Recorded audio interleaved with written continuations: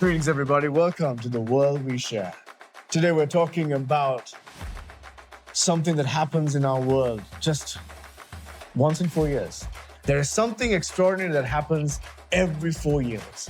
For a few short weeks, our political disagreements, our cultural differences, languages, religions, and even our histories seem to fade into the background. Nearly every nation pauses to watch the same game, celebrate the same moments of brilliance, and experience the same emotions. For 90 minutes, humanity remembers that we have far more in common than we often realize.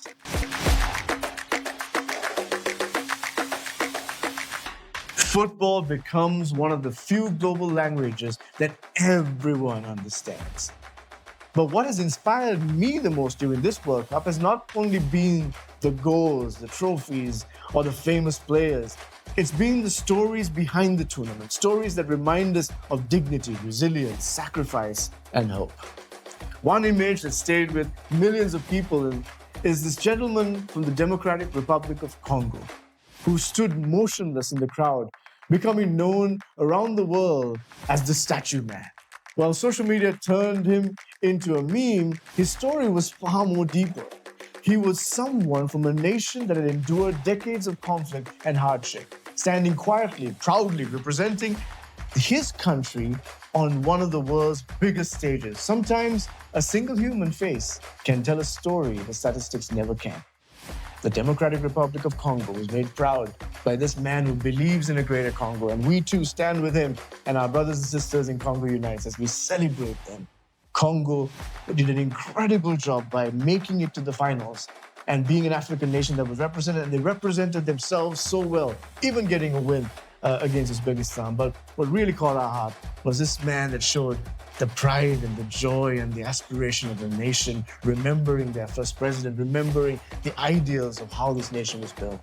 Another story that has been incredible to watch has been the Iranian national team. And whatever one's political opinions may be, these young men carried the hopes of millions of ordinary Iranians, both within Iran and outside. They represented not simply a government or a political system, but more than that, but mothers and fathers and children, friends, neighbors, and people whose love for football is as deep as anyone else. Sports often reminds us that people should never simply be reduced to the politics of their government. Every nation is filled with ordinary people who laugh, dream, love, struggle, and hope for a better future. That is the beauty of international sports. It allows us to see each other first as human beings. Another observation from this World Cup is impossible to ignore. Many of Europe's strongest national teams are filled with players whose parents or grandparents came from Africa. France, England, the Netherlands, Belgium, Portugal, Germany, Spain, and many have benefited enormously from the talent of families with African heritage. This is something worth celebrating.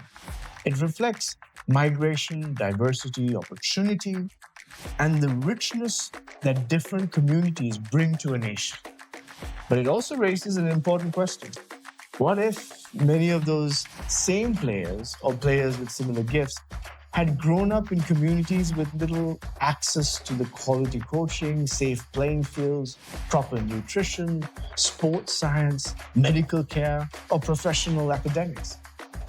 How many extraordinary talents around the world never received the opportunity to reach their full potential?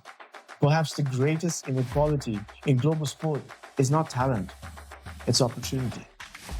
Talent is born everywhere. Opportunity is not. Imagine if the same level of investment that exists in Europe and parts of South America and a handful of other footballing nations were available across much of Africa, the Middle East, and different parts of Asia. Imagine world-class academies throughout the Democratic Republic of Congo, Sudan, Ethiopia, Sierra Leone, Liberia, Malawi, or South Sudan. Imagine children who currently play barefoot on uneven fields having access to quality coaching, nutrition, education, medical support, and professional pathways. I suspect we would witness even more African nations regularly competing for the World Cup. And this conversation extends beyond Africa. Across Asia, the Caribbean, and parts of Latin America, there are countless young people whose dreams are limited not by ability, but by poverty, conflict, weak infrastructure, or simply being born in a place where opportunity is scarce. The beautiful game reminds us of a beautiful truth. Greatness is distributed far more equally than opportunity. As a global community, perhaps our responsibility is not only to celebrate those who make it to the very top, but also to create conditions where far more children have the chance to discover what they're capable of becoming. Because somewhere today, there is another Mbappe, another Salah, another Messi, another Mata, another Sun Heung-min. They simply haven't been discovered yet. Or perhaps they never will be. Not because they lack talent, but because they lacked opportunity. That should challenge all of us. This World Cup has reminded us that football has a remarkable ability to unite people who might otherwise never meet. Every sport does that. Fans from every continent celebrate together. Children wear the jerseys of players from countries they've never visited.